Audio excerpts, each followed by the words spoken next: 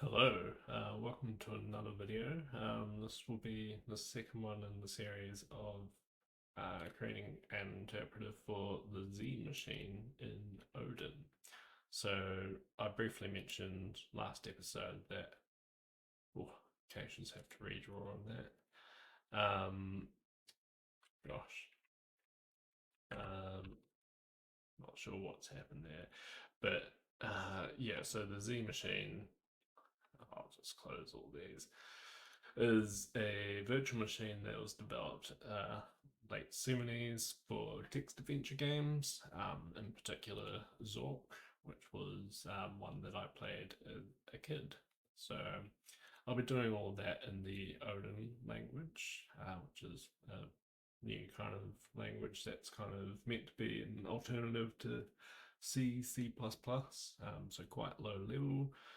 Um, yeah, and so that's kind of how it is. I'll be following a standards document, which I have open here. Yeah, so it like kind of crashed. I might just reopen this one as well. Um, yeah, so basically following a standards document 1.1, which looks kind of ugly in the original version, but the uh, annotated version is a lot nicer to read. Um, Last episode, I haven't done actually much code. I basically wrote a hello world and I spent the rest of it kind of talking through the format. Um, so, what I'll just do is clear those screens and go back to here. So there are some tools, part of the Z tools package, which I think I might mention here. So there's like a bunch of Z tools that include a disassembler, like a parser, and also like a few other things. So if I look at info dump, this is kind of dumping the header. You can also dump like anything else. And what I kind of want to do is get to a point that we can get all these things out of the header. Um, and so we're looking at the hex dump. I believe I was kind of struggling with it because the Z machine's in big endian format, whereas I'm running on x86. So I'm running on little endian format. So you need to kind of make sure that you're reading the data in the right order. But yeah, we can see here that the first byte is 3, which corresponds to the version of the Z machine, and other things we might see here is like 3B21, that's the dictionary address here, and 4F05 we see just before it as the start BC. So if we have a look at, I might just restore that one that we can get back. And just clear up all these tags. Um, so kind of a general overview. This kind of gives a bit of an overview. The architecture of this virtual machine is a bit different to most things in that, like, it doesn't really have registers at all, and all the variables that you would use kind of just in memory. So everything's in the memory except for like stuff that might be on a stack, and you have an independent stack similar to other things, but the stack's not in memory, which differs from, say, the x86 architecture. And so in the actual processor, you don't actually have much. You just have the program counter, the memory, and the stack. Um, and it's kind of buried in the documentation that it's most significant. And I think it mentions it somewhat here, but basically all the uh, byte addresses will just be references into the memory. There's like a few different types, like you can have a byte address, a word address, or a packed address, which kind of let you get more and more of the memory. And no, it wasn't this page. It was, I think, just in the memory map. Memory map kind of says like a bit more about the different types of memory that you can have. Basically, you have your header, and then up to a certain point that's stored in the header as your dynamic memory. And then you have static memory, which goes from there all the way to the end of the byte, end of the file, and or this address here. So it can only be so much memory is static. And then high memory is also stored in the header, and it goes from there to the end of the file.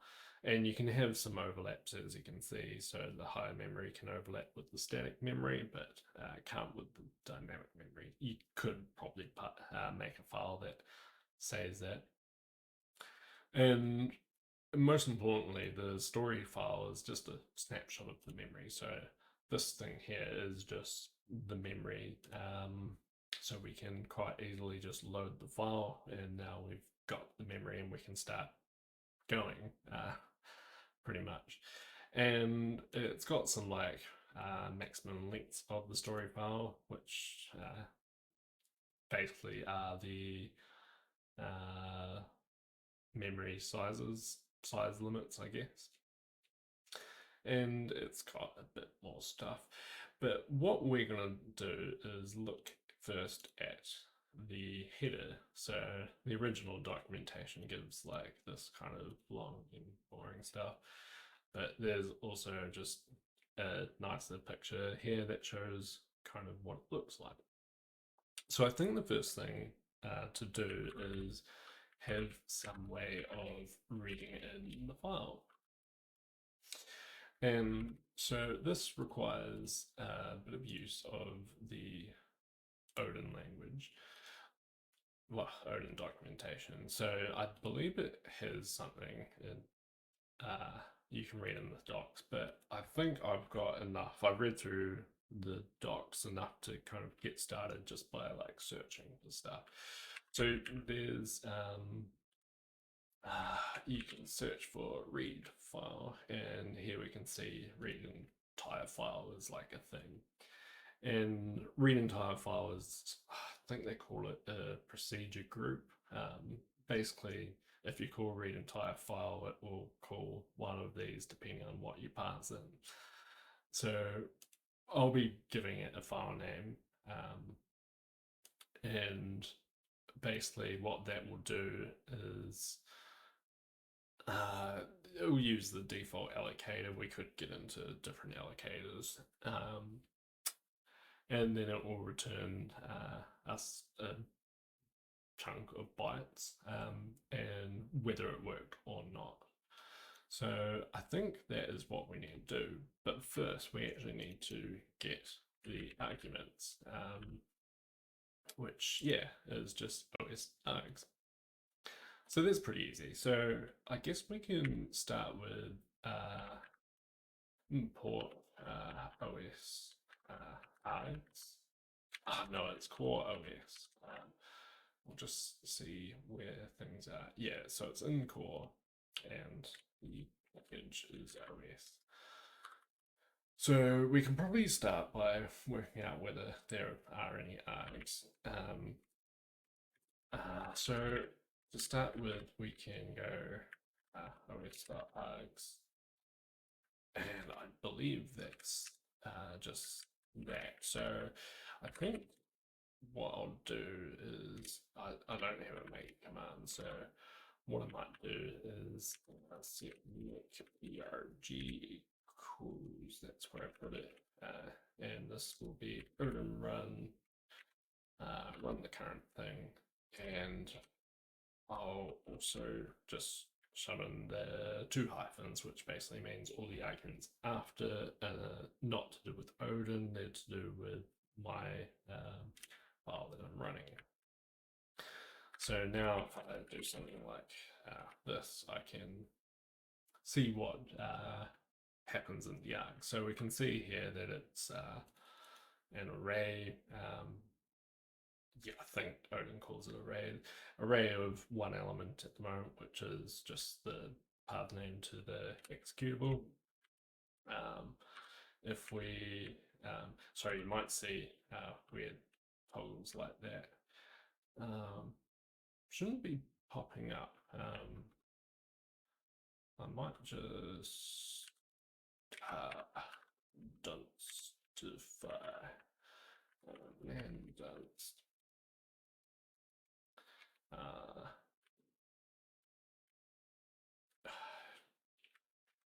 User and Dunst CTL set paused.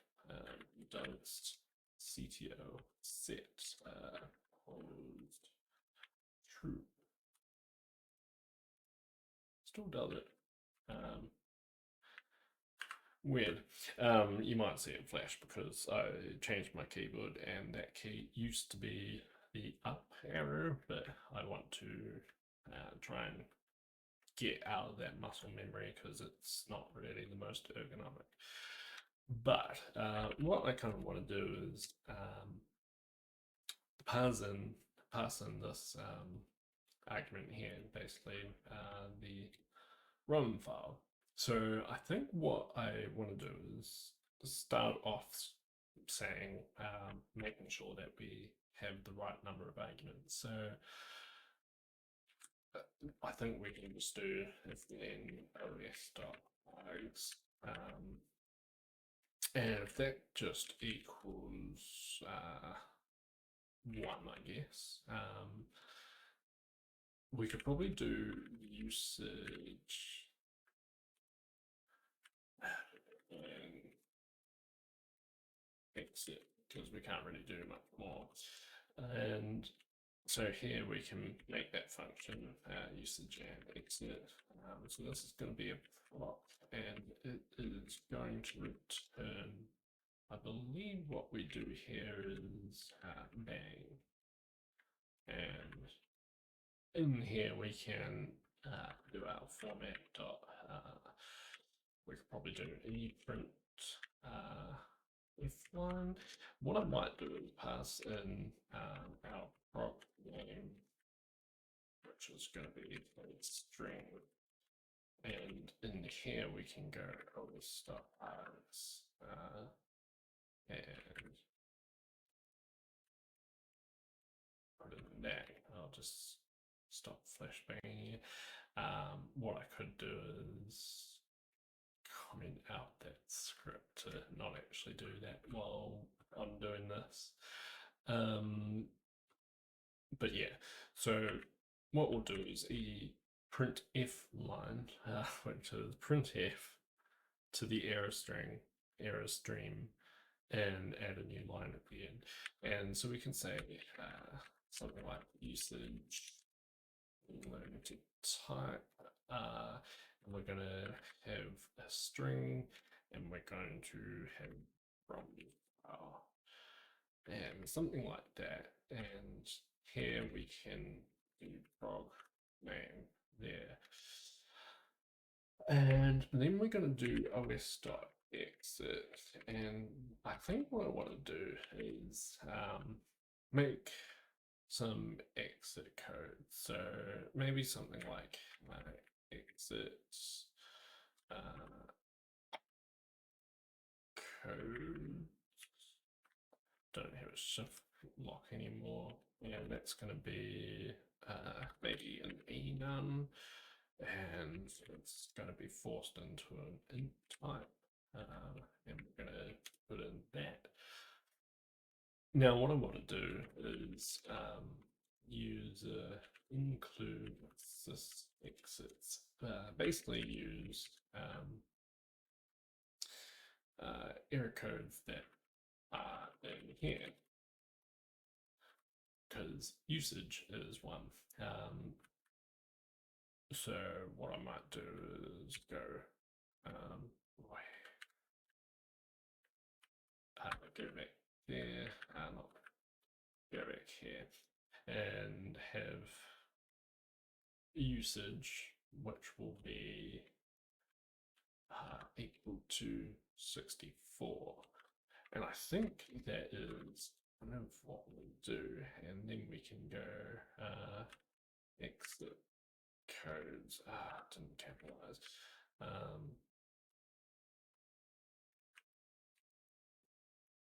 That dot usage.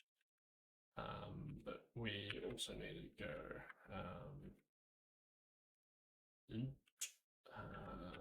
oh, that's no longer a. I need to disable those keys, I think.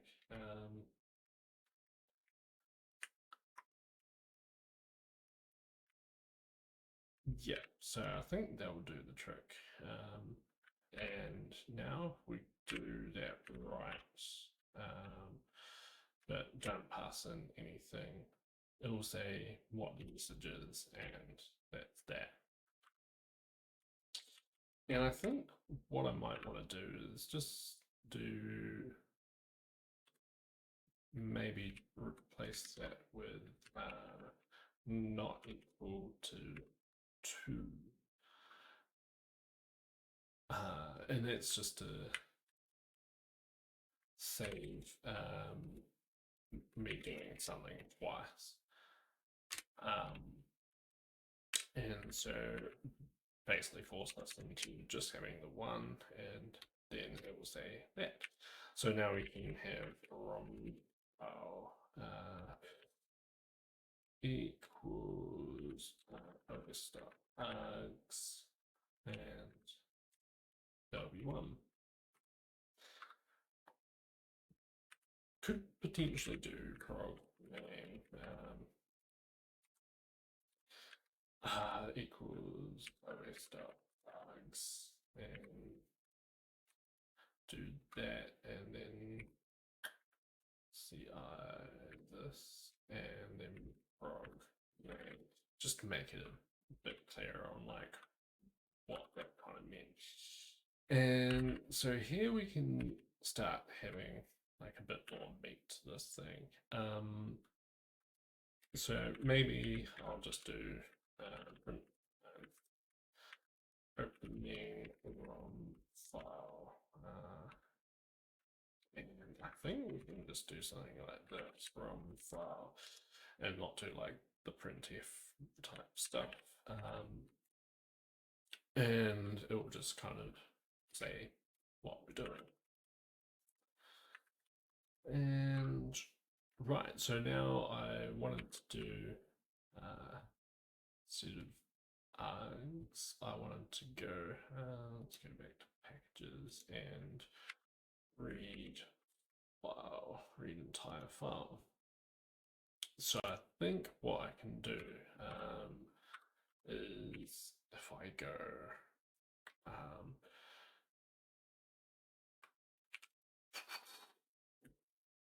so os.read entire file, and we're going to pass in one file, and this will give us some data and also like a okay signal. And maybe if not okay, then we could probably do like error. That's not then, it's do. And we can probably do error and oh, really, wow. Yeah, I don't like how things are doing. Like Dunstify set pause true. That should mean like if we go notify send I don't do anything. But weirdly things still go through. I wonder if the color scheme. Yeah, sure.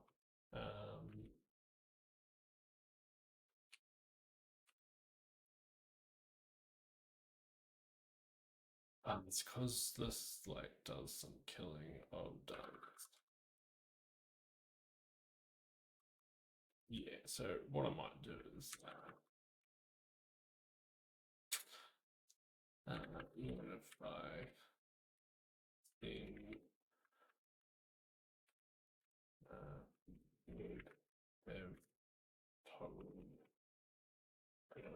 theme but disabled now, and then just do next. And then if we do that, that is cool. Cool. So if we go back here, could not read file, and we could probably test that with where we get to. Right, we don't have error. That's all right. So I guess error. This can be a proc message, and it'll take a string, and it will return nothing. Well, it will return. It will never return. And it's going to be quite similar to this. Get back and get that. And we're just going to go and I guess we can, we don't actually need to do the printf line, we can just do message, do that, and find X and get rid of that. And I think what I might do is pass in a code, which will be an exit code. I might call it that, but it defaults to exit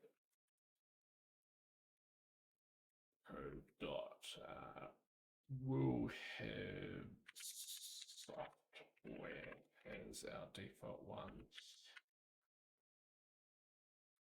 and inside of this we can add our code.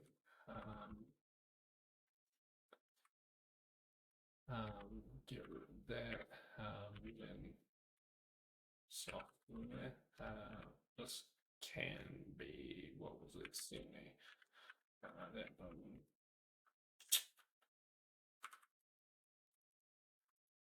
And that way we could pass in different things later on. Yeah, so we don't have exit codes anymore. Right, cool. So it's now opening the ROM file. And like if I have something that doesn't exist, could not read file, which is potentially we could do something different, but I think that is probably, oh, there was like an IO error. Yeah, IO error.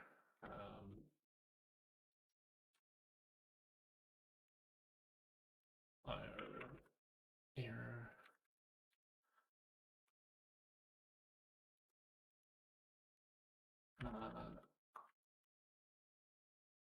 And this can be simple. And this is just like to make it a bit nicer for anyone that happens to be using this command. That wasn't the one I wanted. That was, except not there. Go back there and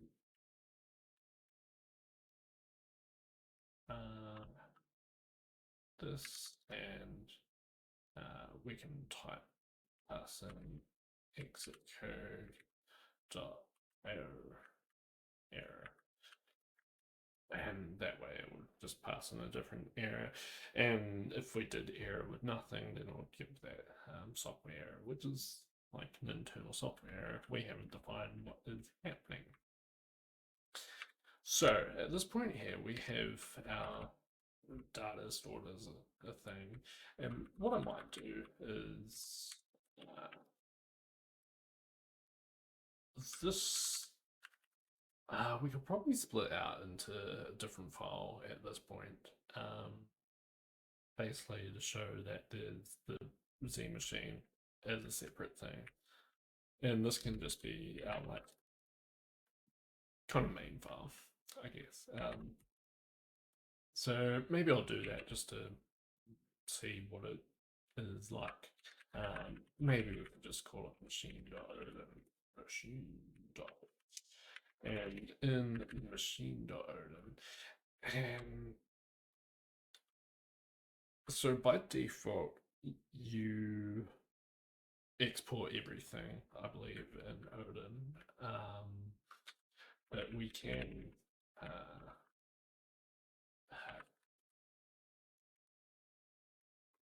include stuff like that. We have to have the same package.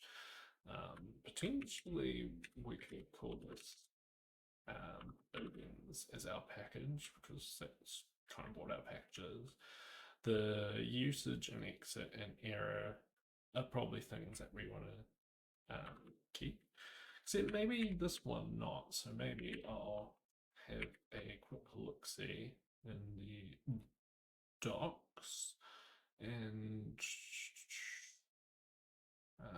fac and like that's not it. Overview probably has it, and we could search for export. Yeah, so if we do this private name, so private, yeah, so private equals file is probably what we want. Because we don't really need this in any other part of the thing.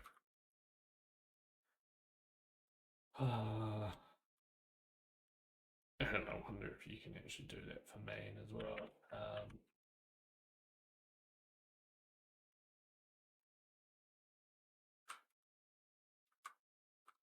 I mean, this usage and exit is probably, I don't know, I'm just like shooting now. But yeah, in exit, let's go to the bottom here. What we could do is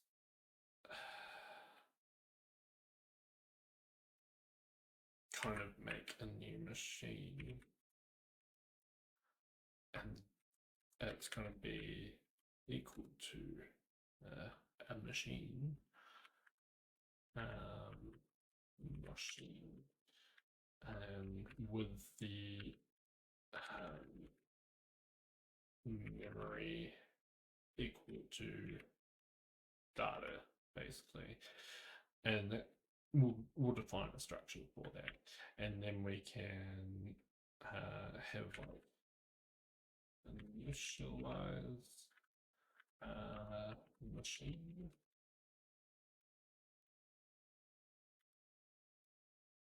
something like that, and then execute machine, something like that. And then in machine we can have package Odins, and we'll probably have a struct machine, which we had before, and it's going to have memory, which is going to be byte array, so something like that, and it's also going to have a program counter, which that can get up to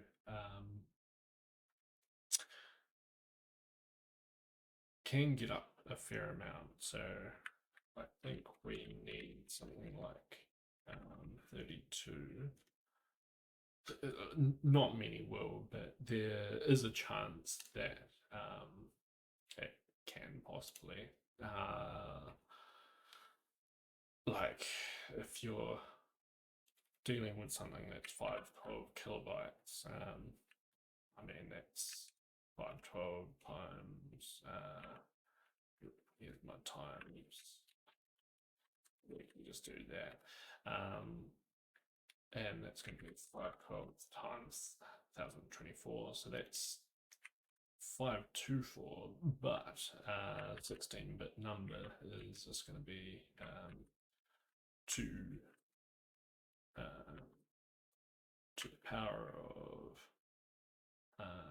64.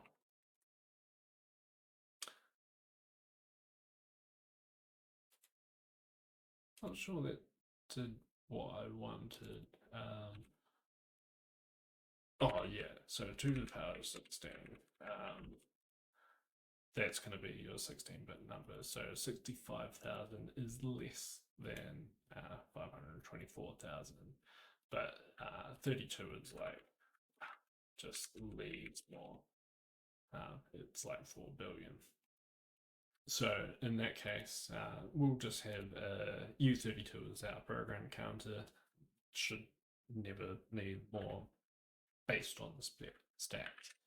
And then we're also going to have a stack which is going to be a dynamic,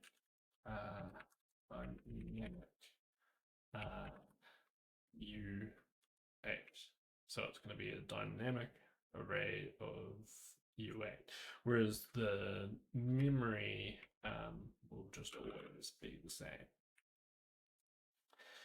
And I think back in this one, because we're going to execute, at this point it will like kill the program. So what I think we need to do is defer, delete, and data. And it doesn't matter that machine is consuming the data because after execute, the machine is dead anyway. So no need to use it anymore. So we also had a couple of functions: initialize machine. This can just be a proc, and it takes a machine, and that machine is a type of machine. And I think what I need to do is actually have I think, yeah, do that. Probably pass it by pointer.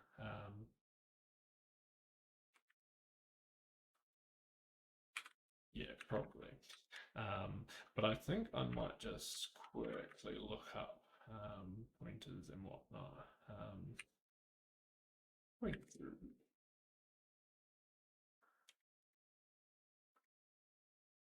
Um,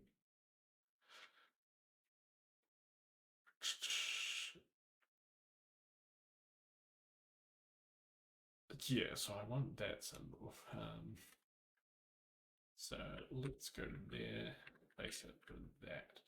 So that is pointer type, but to get the pointer of, to get the address of something, you use the ampersand. And I think in that read entire file, we can actually, oh no, you can do this read full, and you can pass it the buffer itself. But I think that's not needed, just because like we'll just pass the data over. Anyway, so we'll get back here. This will return none, nil. What do things return? Like, what do you return if you return nothing? Proc. Proc.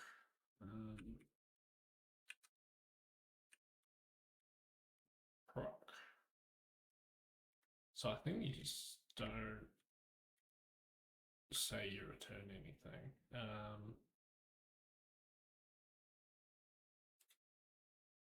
That did go on about parameters. Yeah, I think you can just not say you return anything. That's all right, and this can be just error. Um, problem with the error is it doesn't actually have a stack trace on where you are, but that's all right for now, I guess. It would be kind of useful to have that, which I think we do actually have, like stuff like panic, which yeah, that will. This call location is kind of good because yeah, the panic will probably just do that. It's actually got an unimplemented, so maybe I'll just do that.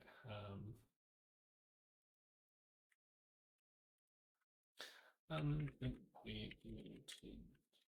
Um, and what was the other thing that we did? Execute. And this is virtually going to be a prop of machine. And this doesn't really pass by pointer, and it will just do unimplemented.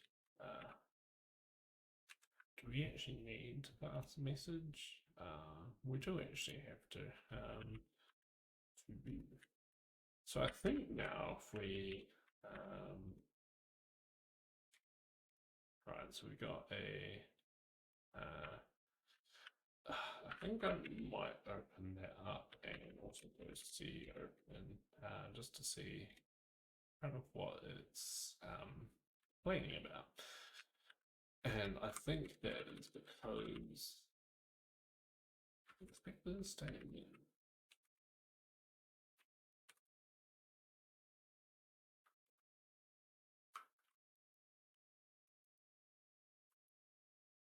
Oh no, we want to go. That is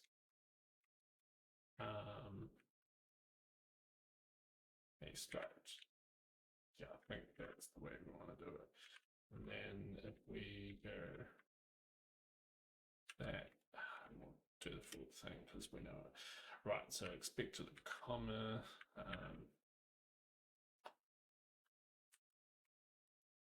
Do that and do that.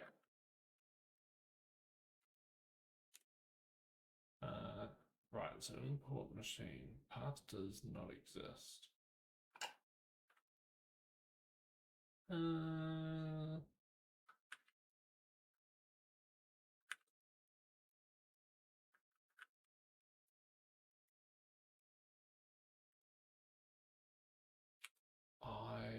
wonder.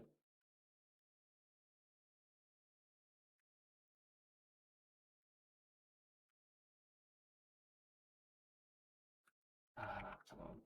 Let's just go to here and make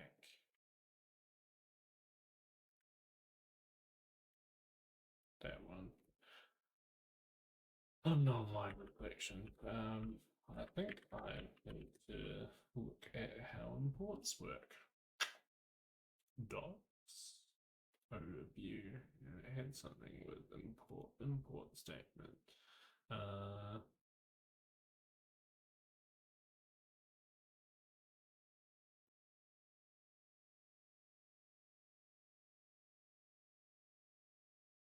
If no prefixes look relative to the current file.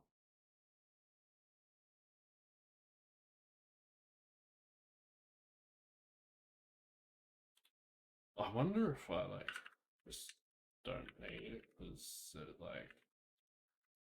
it knows about it. So this dynamic array.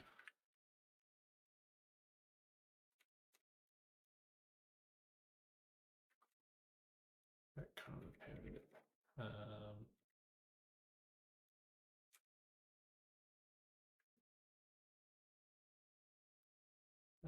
fixed arrays, dynamic arrays. So we just put the dynamic inside of there. Do that. I think I need to do that now. Cool, and it's the same to do.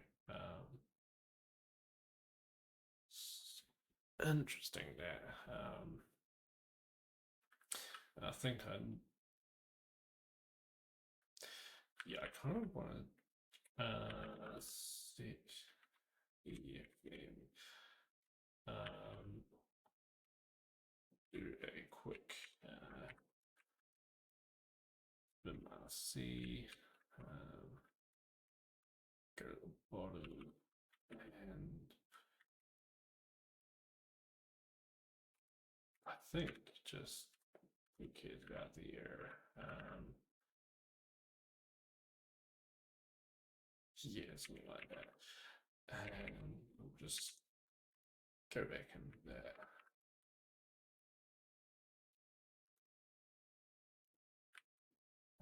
Set make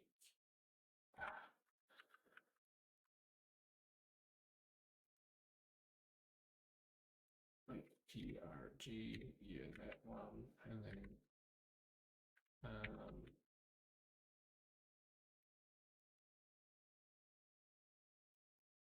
yeah. Now should pop up where we have it. So what I kind of want to do first is maybe do like a header dump of machine, just to make sure we're on the right page. So header dump, that's going to be a proc, which will take a machine, which will be a machine, and that will do some stuff. But we want to just go to I and put that in there. And so what I think I want to do is make a header, which will be another struct. And in here we will have basically everything in the header, like these. And the idea is I will hopefully get to something that can basically do something like this. So that all sounds good. And what I might do is open up this little guy here, which has that header. I haven't finished doing it, but in fact, it's got the kind of the format as well.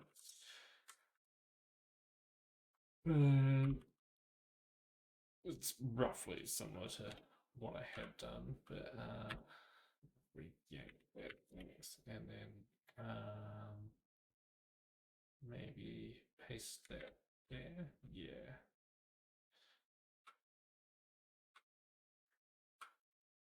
And then that was here done, wasn't it?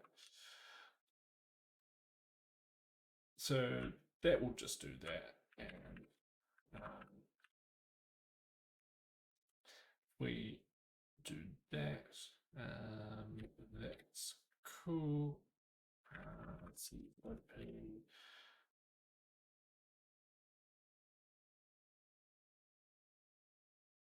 See, yeah, nah, I think I won.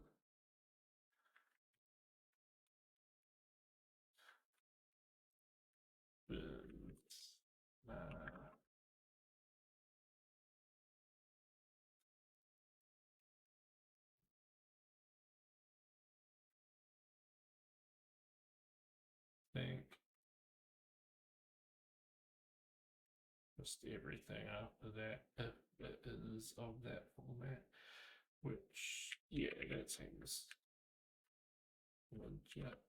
And if we go that one, and then right, and make, yeah, and then see open. Right, so undeclared name format, that's achievable. So we need to import for formats.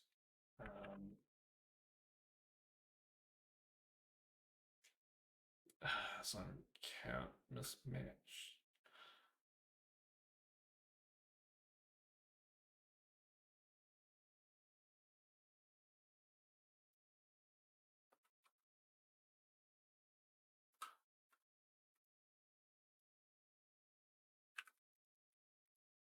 That's interesting. Oh, because we probably need to get slice from somewhere. Slice.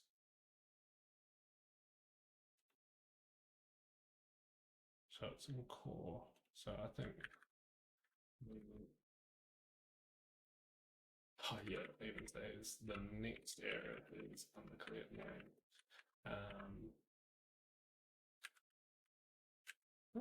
I want to keep on doing that. Right, now we can do some stuff. Yes, I did mean it at the end.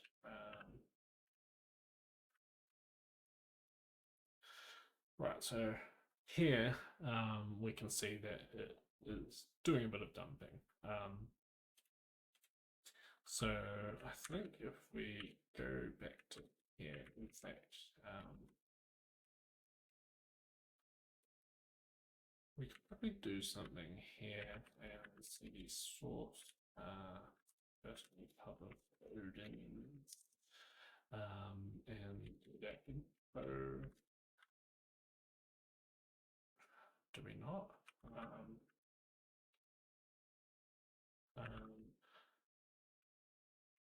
Over here, right, so we just did that.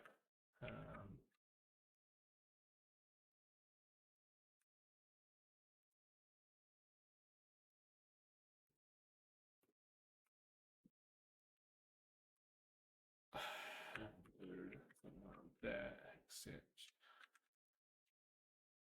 that. Cool. Info dump and then ROMs and do that just to see kind of where we're at. So now if we have a look through here, we get the version is 3, which is correct, and this unused is part of the release flags. In HiMem we have correct, and start PC we have correct, dictionary we have correct, object table to be 0. Yeah, that's correct. It's just not 0 padded. Globals is right, static is right, and then I think I got up to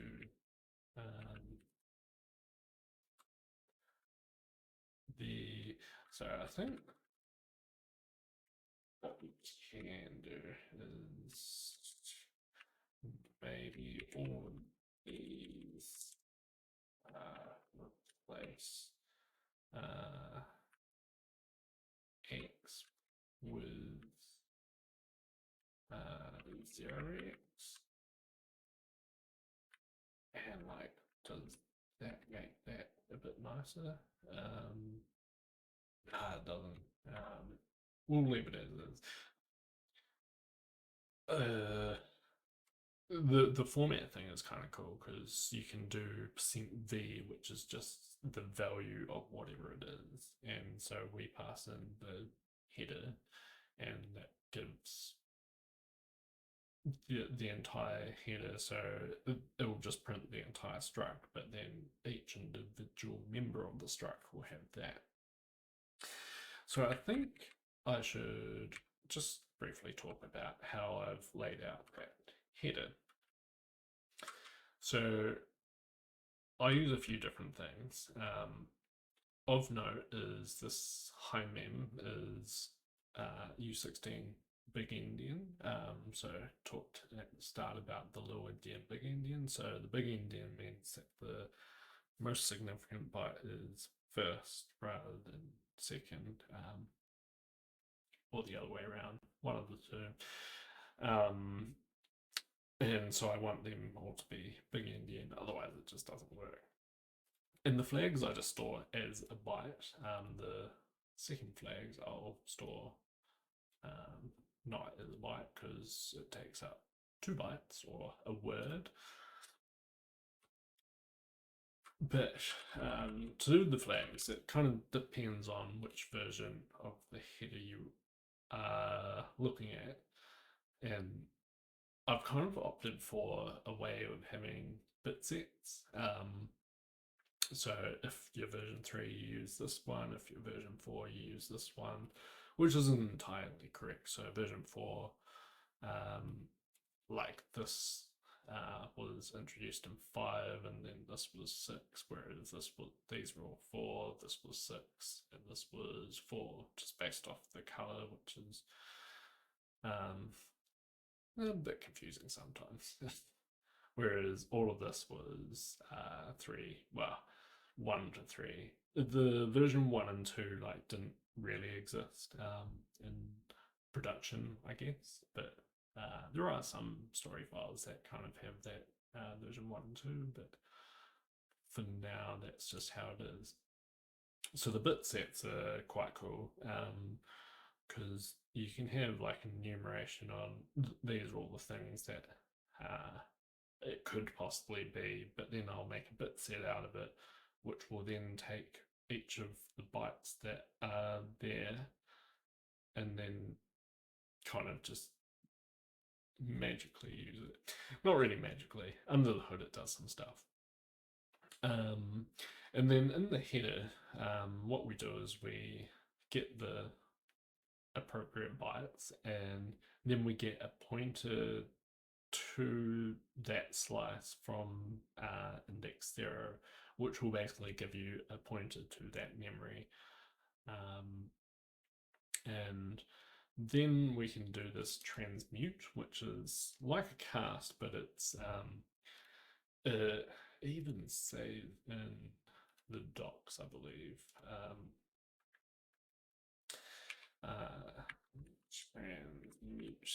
Yeah, so the transmute is kind of like you're taking an address of the first thing, then you're casting it to the pointer of the second thing, and then you're dereferencing that whole thing. So it's kind of like you do like weird C pointer things if you want to get from one type to another, whereas the cast you have to have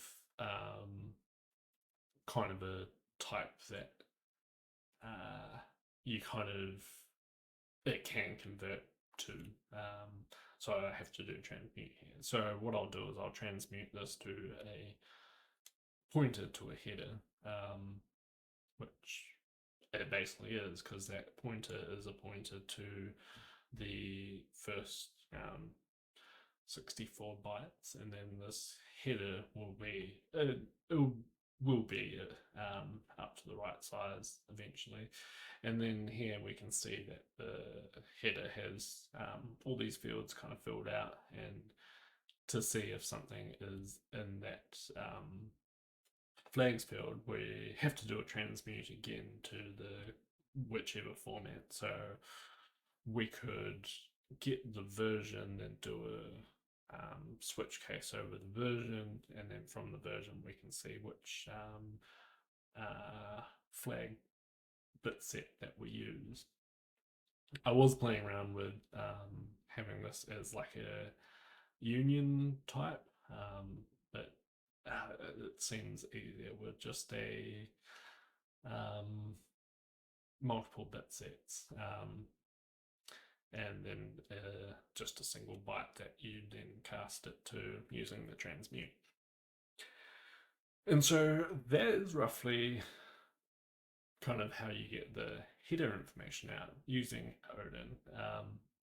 And so from here, basically, we'll be initializing the machine, and all that will really do will be setting the PC to be the initial PC, and initializing the stack in a way that is expected.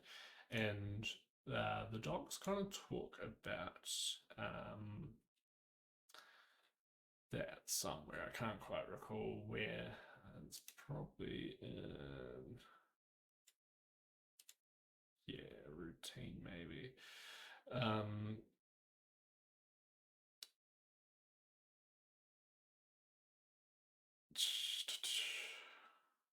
Not in there. Not in that either. Game state, this could be it.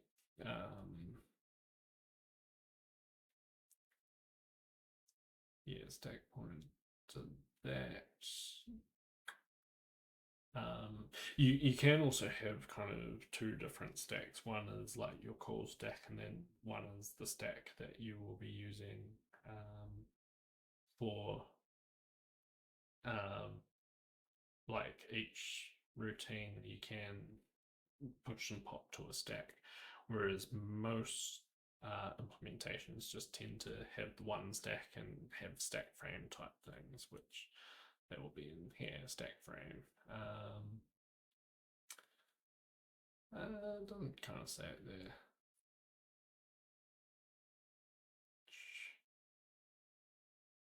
Stack is stored there. There's like one thing that you have to do when you're initializing, which is making sure that the first call stack is right.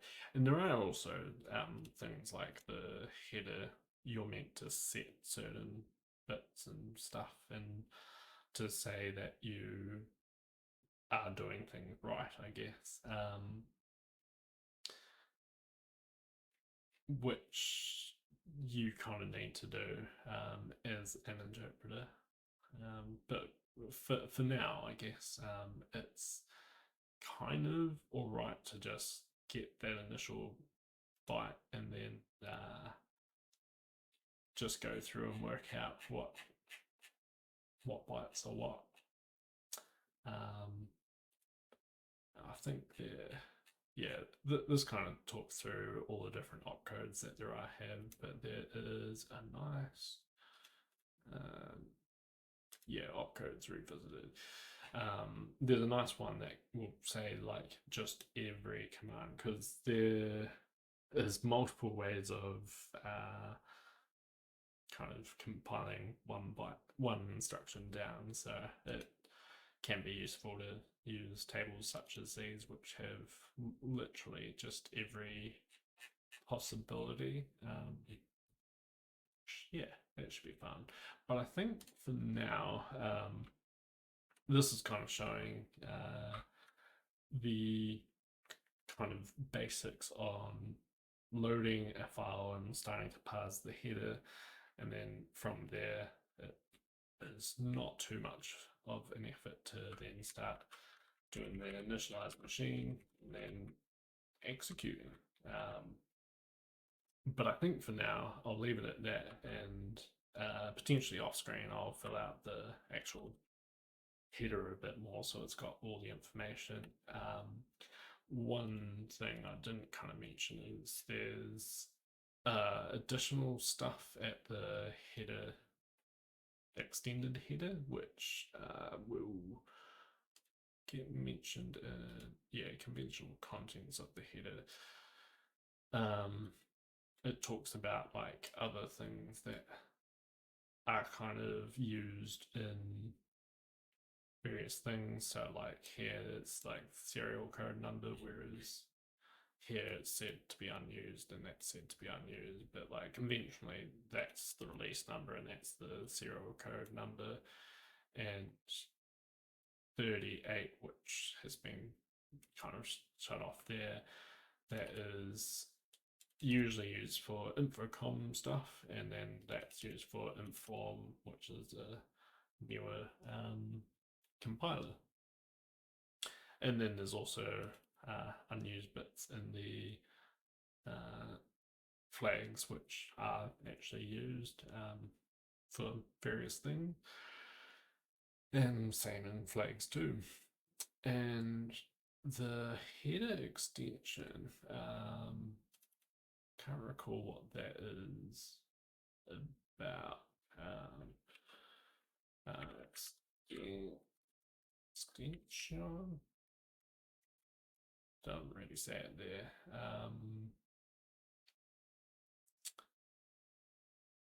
Yeah, the header extension. It's only in like version 5. So there are parts of this header that I probably won't be dealing with because the file that I'm looking at is only version 3. So pretty much all of these green things I'll be looking at, but none of the like slightly less green and yellow and orange. So like these terp num and revision and the fonts and stuff. Initial PC, it's kind of strange. Yeah, that's set as like not too sure because initial PC has like 2 different meanings depending on whether you're version 3 or later, because yeah, it'll just have either a routine address or just an address to jump to, but that's that. But yeah, I think that's probably good for now. I probably won't commit this just as I'll probably finish writing the header structure a bit more, and then I'll go through and make a commit of all the stuff that I've done. Because I've done nothing. Yeah, because I haven't even added any of the files. So yeah, I'll probably do that, and then I'll commit. And there is actually a GitHub up there at the moment. It's just got a README, but it should soon have a couple of files which will start showing what is what. Because yeah, we can run this already, and we'll start printing out some things, and ideally this will start executing stuff and printing stuff out to the screen. The strings part will be quite an interesting thing to look at, but yeah, for now we'll leave it at that. See ya.